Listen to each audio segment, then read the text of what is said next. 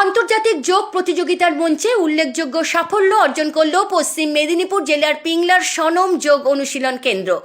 গত 27শে ডিসেম্বর 2025 দিল্লির গাজিয়াবাদে অনুষ্ঠিত ওয়ার্ল্ড যোগা কাপ 2025-এ অংশ নিয়ে একাধিক বিভাগে পদক জয় করেছে এই কেন্দ্রের ছাত্রীরা।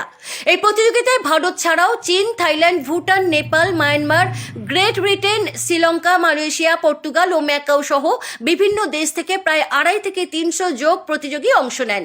আন্তর্জাতিক মানের এই মঞ্চে যোগাসন, শারীরিক দক্ষতা ও মানসিক স্থিতির পরীক্ষায় নিজেদের যোগ্যতার প্রমাণ দেন সনম যোগ অনুশীলন কেন্দ্রের প্রতিযোগীরা।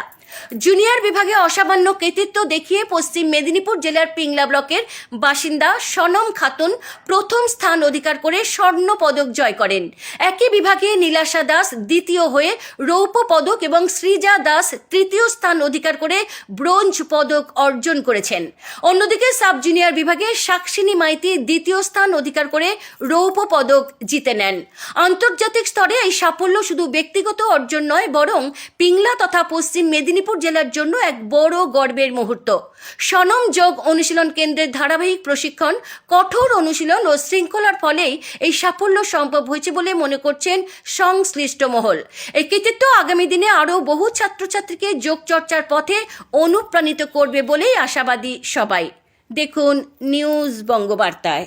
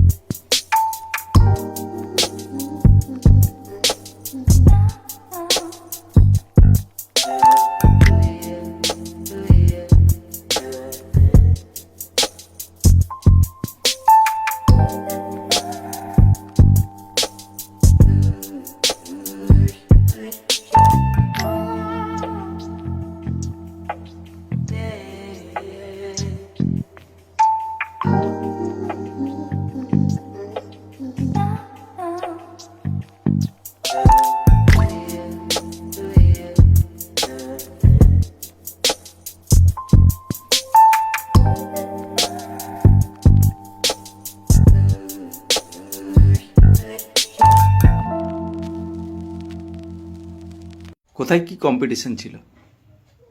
দিল্লির গাজিয়াবাদে দীনদয়াল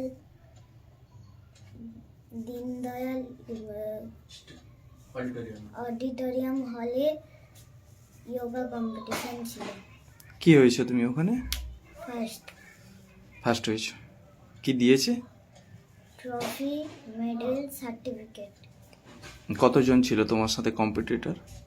প্রায় 300-350। তার মধ্যে তুমি ফার্স্ট হয়েছো, কেমন লাগছে? ভালো। আগামী দিনে কি হতে চাও?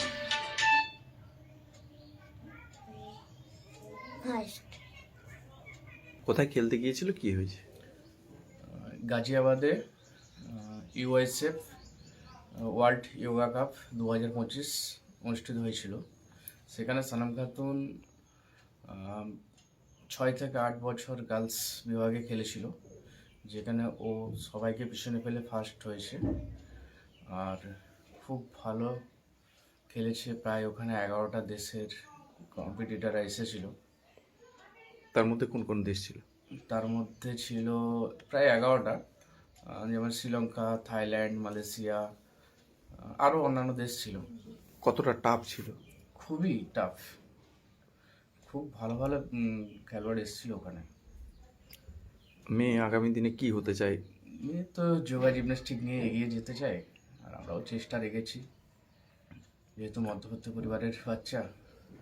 এই এত কম বয়সে কত বছর থেকে শিখছে?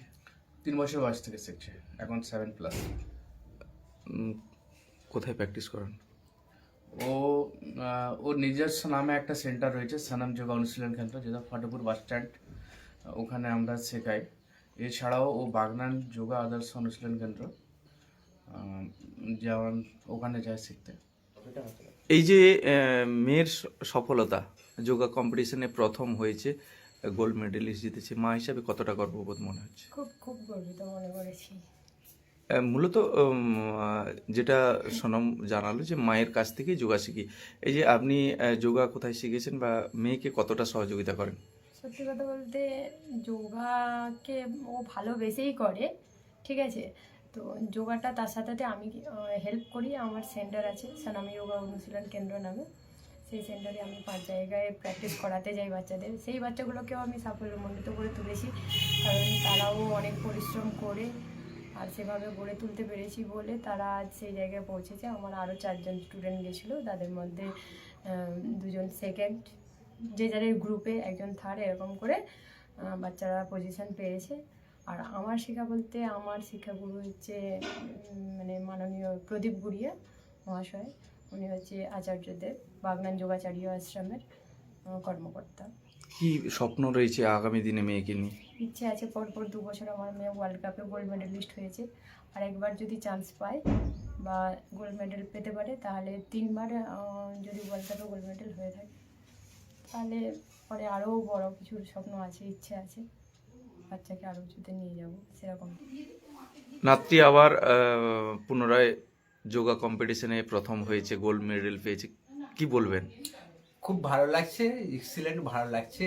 হ্যাঁ, আরও ওরা উন্নতি করুক, এইভাবে এগিয়ে চলুক। এই যে এত ট্রফি, এত পুরস্কার, এটা দাদু হিসাবে কতটা গর্ববোধ মনে হয়? একদম খুব গর্ববোধ তো ভালোই,